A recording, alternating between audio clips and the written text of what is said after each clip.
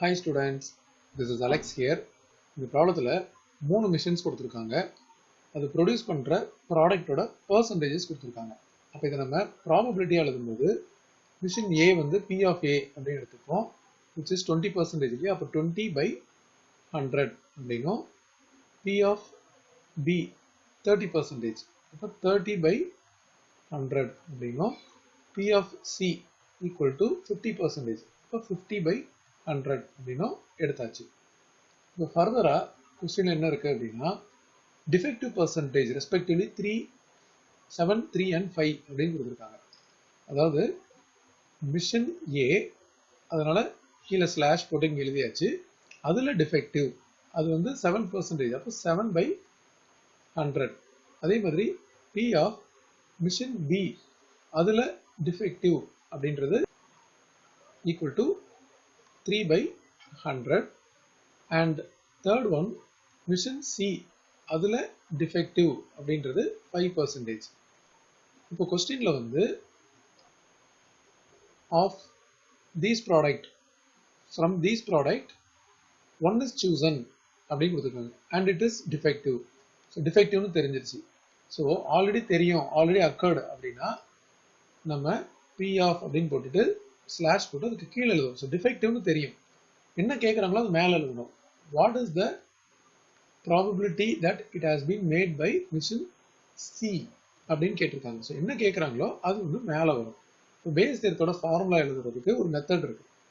Once நமக்கு என்ன term வேணும் அப்படின்றத எழுதிட்டோம்னா, இதோட ஃபார்முலா மேலே இருக்கிறத தனியாக P of C அப்படின்னு எழுதிட்டு இன்டூ P of இதோட ரெசிப்ரோக்கல், நமக்கு C by D இருக்கு, இதோட reciprocal D by C whole divided by அப்படின்னு போட்டுட்டு நம்ம இதே மாதிரி ஏக்கு எழுதணும். So P of A into P of B by A, அதாவது C இருக்கிறதுல A வரும் பிளஸ் B வரும், P of B into P of D by B plus அடுத்தது C வரும், P of C into P of D by C.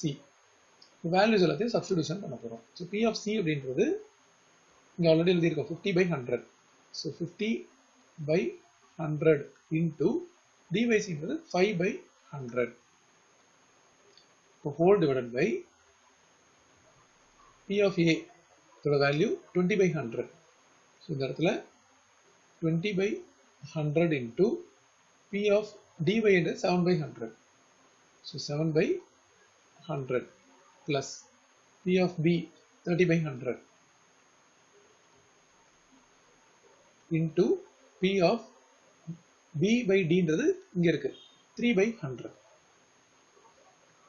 and last value நம்ம நியூமரேட்டர்ல எழுதி இருக்கோம் 50 by 100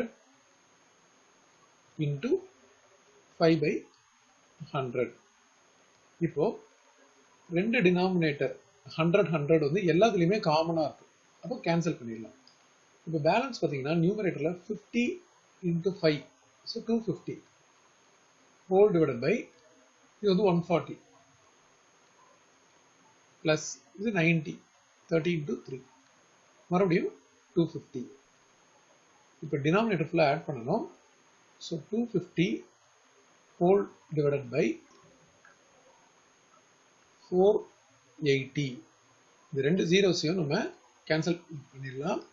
so இந்த ரெண்டு ஜீரோ கேன்சல் பண்ணதுக்கு அப்புறம் 25 divided by 48.